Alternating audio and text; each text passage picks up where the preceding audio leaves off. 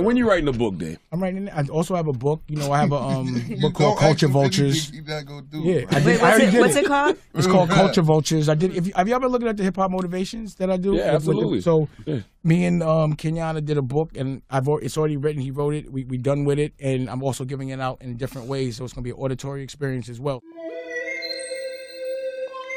It's a series. The Fashion Game. Culture Vultures, the book. In business, Damon's a guy that's worn many hats.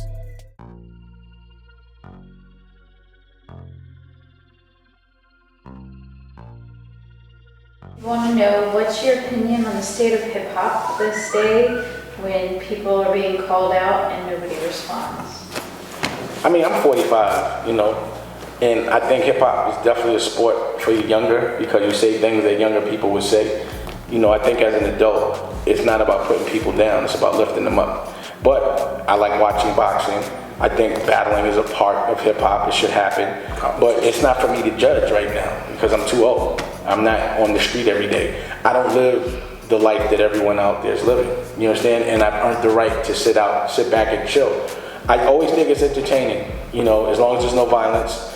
And I came from a place of battling. Like, that's what we did, we battled. So if someone feels they don't want to respond, then they can't put themselves in the rap game. They're in the entertainment business. Right. But like if you're a rapper or a battle rapper or you're playing, like if you're a basketball player and somebody challenges you to play ball and you're really competitive, you're going to want to play them. Yeah. If you're a person that's only doing it for the money at that time, it's a different thing. You're in a different sport. Yeah. It becomes a different thing. I thought it was interesting when you shared with Murder Mook of him battling Drake. And you said like it doesn't make sense for Drake to say anything back to you because he has nothing to gain. Yeah, he has nothing to gain. Except for ego. Yeah. And he's not a battle rapper. So what I said was, I'm sure someone, because his ego definitely wanted to engage.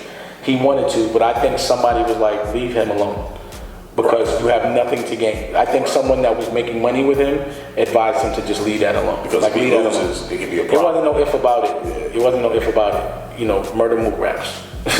No, I'm saying that Drake. Like I said, it wasn't no if about it. Yeah. If he takes an L of Drake, that would have been, it would have been shocking to me. But that's what he do. I've seen him break niggas down. Oh yeah, I've seen. And not even in the obvious way, like a very mental, subliminal, like a way that you wouldn't expect. But he's a very intelligent guy. Him and that other dude from Harlem, and he's he's real dope.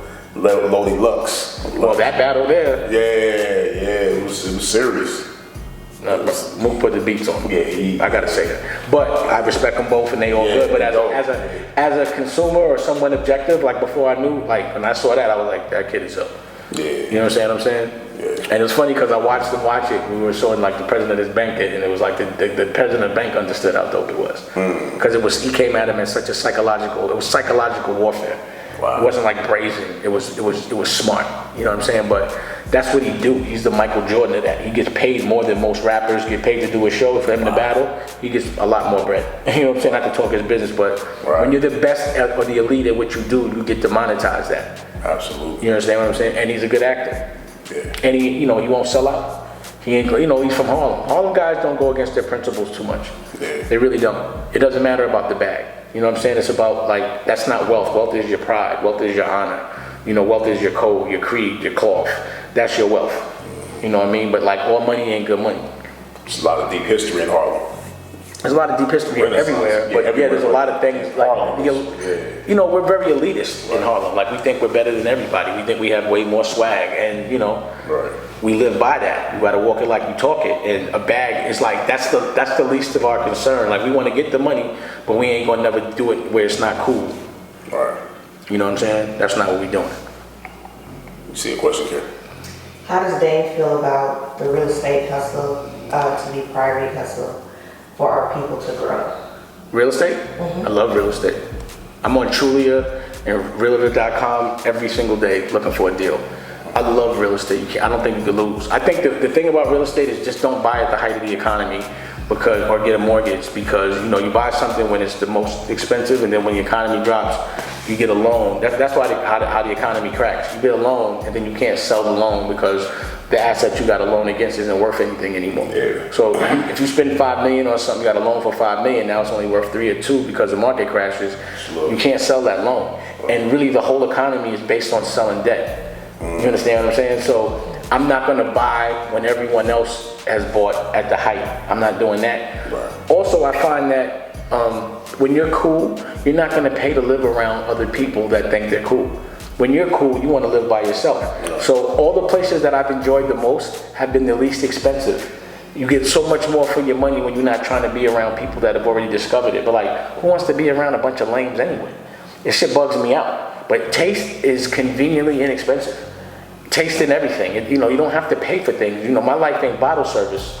I'm gonna get in the club regardless whether I got $1 in my pocket or I got 100,000 in my pocket. I don't have to have money to get in the club. It's the same way in life. If you have good taste, you'll know how to dress. I can get fresh with $100. You know what I'm saying? Or I'll know where to go where the cost of living isn't so much, because I'm not concerned about being in the party with a bunch of people that ain't giving me shit or doing anything for me. You understand what I'm saying? You get more. Like I know how to, I would know where to go to get an ill beach and build an ill house where you might pay $10 million, it might cost 100,000. You understand what I'm saying? Right. For that real estate. So if you discover something first, and you're like, when Rob De Niro went into Tribeca, he got to get in there cheap because nobody was living down there. But because he moved down there, everybody moved down there and the real estate went up.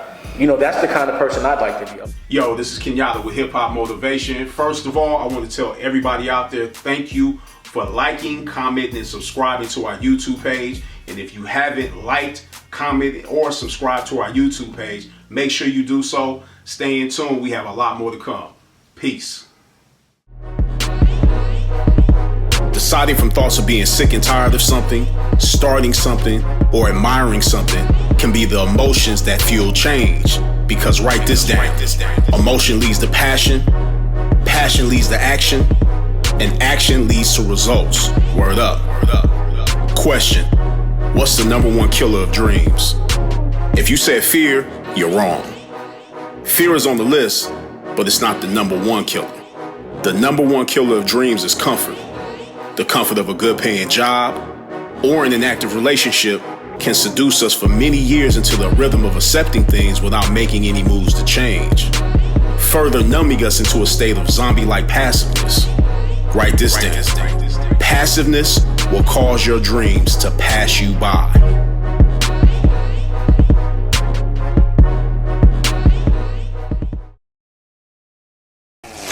Dash thing.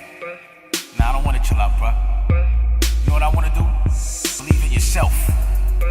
Build your own personal wealth. Then that becomes personal health. I think I'm rhyming. How about that? Everything go down here. Just gotta, know what I mean, be a little smart.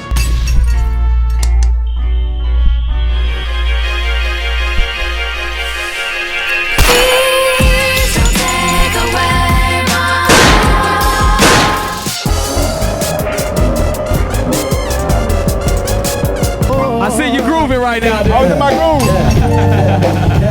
Yeah.